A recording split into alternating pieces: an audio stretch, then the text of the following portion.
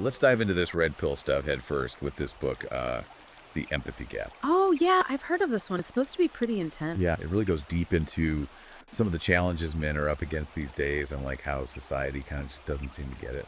Yeah, that's definitely a common sentiment in the red pill community. Totally. And the author uses this term empathy gap, which I thought was pretty interesting. Oh, yeah. What's his take on that? Well, he basically argues that there's this huge disconnect in how society like responds to men's problems versus women's, Like we're just less sympathetic to men or something? Exact. And he uses some pretty powerful examples to illustrate his point. Like what? Right off the bat, he tells this story about a guy who was falsely accused of a crime and ended up spending years in prison before he was finally exonerated. Oh, wow. That's heavy. Yeah, it's a really heartbreaking story, and it really makes you think about, how justice is served and who gets the benefit of the doubt when things go wrong. Right. Like, would people have been as outraged if it had been a woman who was wrongly imprisoned? That's exactly his point. Yeah. He's not saying that women don't face false accusations or that their experiences aren't valid, but he's highlighting a potential double standard in how we perceive male victims. I can see that. And he doesn't just rely on anecdote, he backs it up with some pretty hard-hitting statistics. Oh, really? Like what kind of stats? For instance, he cites a study that found that women receive significantly shorter sentences than men for the same crime. Wow, are you serious? Yeah, on average about 60% less time. 60% less. That's a huge difference. Right. It really raises some questions about whether there's some bias going on within the legal system, Like, are men being held to a different standard? That's what he's suggesting. And it makes you think about the implications for things like divorce settlements and custody battles, where those perceptions could have a major impact on men's lives. Yeah, I see what you mean. It's kind of scary when you think about it. Definitely. And so he's saying this empathy gap goes beyond just the legal system. Absolutely. He sees it everywhere, from mental health care to how we view masculinity in general. Okay, I'm curious to hear more about that. But one of the things that really jumped out at me was the statistic about male suicide rates. Oh, yeah, that's a touchy subject. It's a tough one, but it's something we need to talk about. Men are way more likely to die by suicide than women, even though women are diagnosed with depression at much higher rates. So it's like a paradox. Exactly. Right. And the author explores a few different explanations for this. But one of the most compelling is this idea of societal pressure on men to be strong and stoic and self-reliant. The whole man up mentality. Yeah, and he suggests that this pressure can actually prevent men from seeking help when they're struggling, even when they're dealing with serious mental health issues. Makes sense. Yeah. Like they're afraid to show any weakness. Right. And he even argues that the very definition of mental health might be skewed towards a more feminine way of expressing emotions and coping mechanisms. So men might not even recognize that they need help, or they might feel alienated from traditional therapy. Exactly. And then he tells this really poignant story about a construction worker named Mike. What happened to Mike? Well, Mike was this hardworking guy who lost his job during an economic downturn, and he just kind of spiraled downward. He felt like he had nowhere to turn, no one to talk to about his struggle. Oh man, that's awful. Yeah, it's a really sad story. And it illustrates how societal pressures combined with economic hardship and a lack of support can create this perfect storm for men's mental health. It's like we're setting them up to fail in a way. That's kind of how it feels. Yeah. And the author's point is that if we had a better understanding of the pressures men are facing, maybe there would be more resources available, more support systems in place, less stigma surrounding men seeking help. I think you're right. We need to start acknowledging these casualties of this societal battle, Yeah. men who are struggling, suffering, and even dying because they don't feel seen or heard. Absolutely. And it's not just about mental health either. This Yeah. empathy gap plays a role in the education gap between men and women too. Oh yeah, how so? Well, we all know that women are now outpacing men in college enrollment and graduation rates. But the author really digs into the potential reasons behind this trend. What's his take on it? He explores this idea that maybe societal expectations are subtly steering young men away from higher education, pushing them towards more vocational or trade-oriented paths. Like we're still kind of stuck in those old school gender roles. Yeah, and it's interesting to think about how those early influences and expectations can shape men's entire lives, even their economic prospects. Definitely. It's like we're limiting their options without even realizing it. And then the author throws in another curveball, the potential impact of diversity initiatives and critical theory on men's experiences in academia and the workplace. Oh boy, that's a whole other can of worms. I know, right? It's a really sensitive topic, but it's something we need to address. So what's his argument there? Well, he argues that while diversity initiatives are obviously well-intentioned, they might inadvertently create systems that actually disadvantage men, particularly white men. Like, He suggests that the focus on promoting certain groups could lead to a neglect of men's issues and concerns. even create an environment where men feel uncomfortable speaking up or challenging the prevailing narratives. I've definitely heard that sentiment before. Like, men are afraid to speak their minds for fear of being labeled sexist or something. Exactly. And he asked this really provocative question. When was the last time you saw a men's studies section in a university library? I don't think I've ever seen one. Right. It makes you stop and think about whose voices are being amplified and whose are being marginalized in these discussions. It's all about perspective, isn't it? Totally. He's not saying that we shouldn't strive for equality or that women haven't faced real discrimination. But he's challenging us to consider whether the pendulum has swung too far in one direction, potentially creating new forms of inequality in the process. It's like we're trying to solve one problem, but creating another one in the process. It's a complex issue, and there are no easy answers. But the author's point is that we need to be more aware of the potential unintended consequences of well-intentioned policies and make sure that we're not sacrificing one group's needs in the name of helping another. I think that's a fair point. And that leads us to another potentially controversial topic, feminism. Oh, yeah, here we go. Now, before anyone gets defensive, let me just say that we're not here to bash feminism or any other movement. Our goal is to understand the arguments presented in the source material and encourage critical thinking. Right, so let's hear what he has to say. Okay, so the author doesn't shy away from critiquing what he calls radical feminism.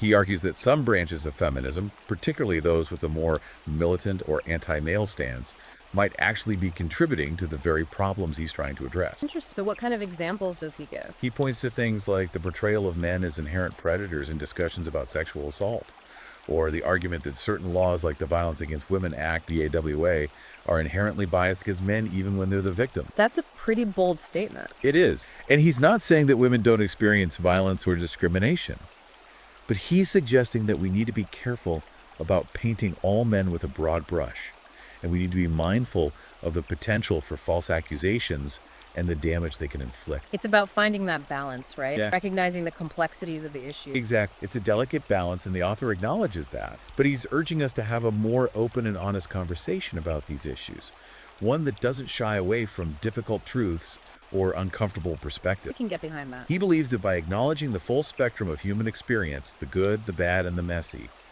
we can start to bridge the divide between genders and create a society where everyone feels valued and respected. That's a great goal. I think we could all agree on that. Absolutely. And that's really what this deep dive is all about, exploring these complex issues and trying to understand the different perspectives involved. Sounds like we've got a lot more to unpack. We do. We've only just scratched the surface. In the next segment, we're going to delve even deeper into the historical and societal forces that the author believes have contributed to this empathy gap and the challenges men face today. Can't wait. I'm ready to go deeper. Me too. This is where things get really interesting. Okay, so we talked about this empathy gap, but like, where does it actually come from? Is it something new or does it go way back? Yeah, the author actually takes us on this kind of crazy trip through history to look at how, like, what's expected of men has changed over time. I mean, like, over centuries even. So he's saying it's not just a modern thing. Right. He argues that for most of history, men were seen as expendable. Yeah. You know, the warriors, the protectors, the ones who sacrificed themselves for everybody else. That's kind of bleak. It is.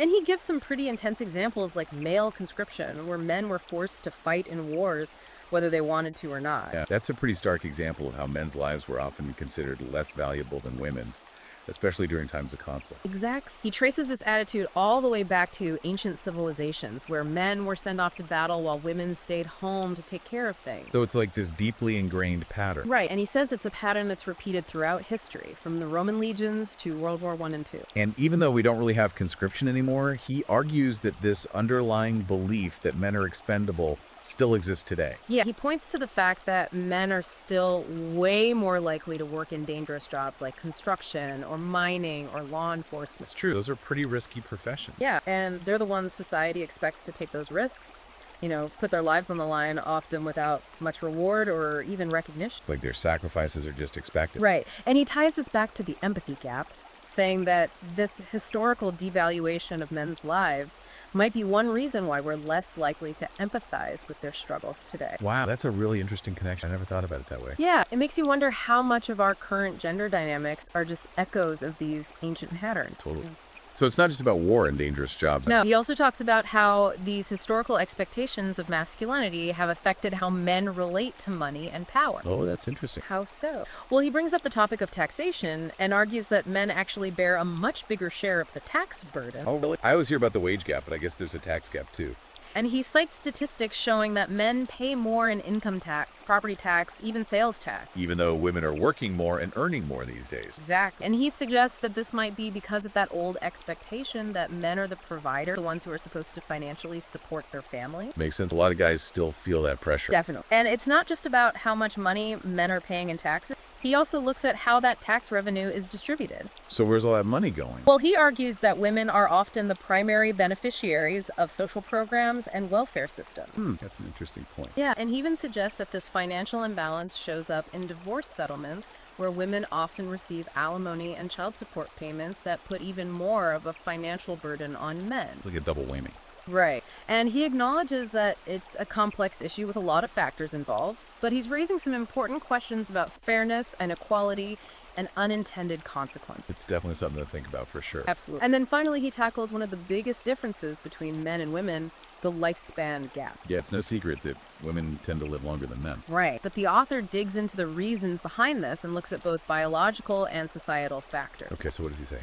Well, he starts with the biological stuff like heart disease, testosterone levels, and the fact that men have higher rates of cancer. Those are some pretty significant factors for sure. Yeah, but he doesn't stop there. Yeah. He argues that societal expectations also play a huge role. Like how? Well, the pressure on men to be tough, to hide their emotions, to engage in risky behavior, all of that takes a toll on their physical and mental health. It's like they're constantly running on fumes. Right. And he even points to studies showing that married men tend to live longer than single or divorced men. So having a partner can actually be good for your health. Yeah, but he emphasizes that it has to be a supportive, loving partnership, not a strained or combative one. Makes sense. I guess a bad relationship would have the opposite effect. Exact. And so, again, this brings us back to the empathy gap and how we need to understand the pressures men are facing. Like if we want to address things like male suicide and mental health and even the lifespan gap, we have to start with the root causes. Right. We need to look at the societal expectations and pressures that are contributing to these problems. It's like we're expecting them to fight a battle without giving them the right tools or support. Yeah, and the author argues that men are facing a real crisis of identity in the modern world. What does he mean by that? Well, he says traditional roles are changing, expectations are shifting, and a lot of men feel lost and unsure about where they fit in. I can see that. It's like the old rules don't apply anymore, but we haven't really figured out the new ones. Right. And he suggests that this identity crisis might be at the heart of a lot of the issues we're seeing. From the high suicide rates to substance abuse to violence. It's like they're searching for something to hold on to. Yeah, and he says we need to rethink what it means to be a man in the 21st century. So it's not about clinging to outdated stereotypes or suppressing your emotions. Exactly. It's about finding a balance between strength and vulnerability, independence, and connection, competition, and cooperation. I like that. It's about embracing all aspects of what it means to be human. Right, and it's about recognizing that men have unique needs and challenges, and those need to be addressed. Not ignored or dismissed. Exactly. And this isn't just about men either. It's about creating a society where everyone, regardless of gender, can thrive and reach their full potential. I think that's a goal we can all get behind. Okay, so we've talked about all these problems, but what can we actually do about it? Where do we even start? Well, the author doesn't pretend to have all the answers, but he does offer some ideas. Okay, I'm listening. I think his biggest point is that we have to at least acknowledge that there is a problem. We can't keep pretending that men don't face unique challenges or that their struggles are somehow less important than women's. Yeah, it's about shifting that perspective, right? Yeah. Men's issues are everyone's issues. Exactly. He's saying true equality means taking care of everyone in society, not just focusing on one group and ignoring the other. Okay, I can get behind that. And he also talks about how important it is to have these open and honest conversations about this stuff, even if it's uncomfortable. Yeah, we can't fix anything if we're too afraid to even talk about it. Right. So, what does that look like in practice? Well, he encourages men to speak up about their experiences, to challenge those stereotypes that are holding them back. So, stop trying to be this strong, silent type all the time. Right. And he also says we need more support systems that are made for men specifically, like mental health resources, fatherhood programs, groups where men can connect and share what they're going through. Yeah, places where they feel safe to actually be vulnerable and express their emotions and ask for help. Exactly. He wants to create spaces where that's okay. I like that. And he also challenges all of us to rethink how we define masculinity and success. Yeah, we need to move past those old ideas of what it means to be a real man and be more open to different ways of being a man. It's okay to be strong and sensitive at the same time. Exactly. It's about being your authentic self, no matter what that looks like. And he even suggests that this shift in perspective could be good for women too. Oh, yeah. How so? Well, he says that a society that supports men's emotional well-being and encourages them to be more involved fathers, would just create a better environment for everyone. Yeah, it makes sense. If everyone's happier and healthier, it benefits everyone. Exactly. It's about breaking down those rigid gender roles that limit all of us.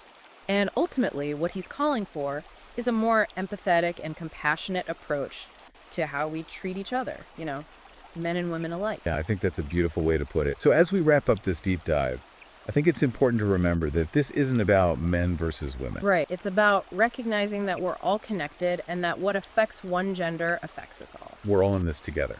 And the author's work has really started some important conversation. Definitely. And it's up to all of us to keep exploring these ideas and, challenge our own assumptions and try to create a better world for everyone. Well said. And if you're interested in learning more about the author's ideas and diving deeper into this stuff, we highly recommend checking out his book, The Empathy Gap. You can find it on Amazon, Kindle, and Google Play Books. It's a really thought-provoking read that'll make you question everything you thought you knew about gender and society.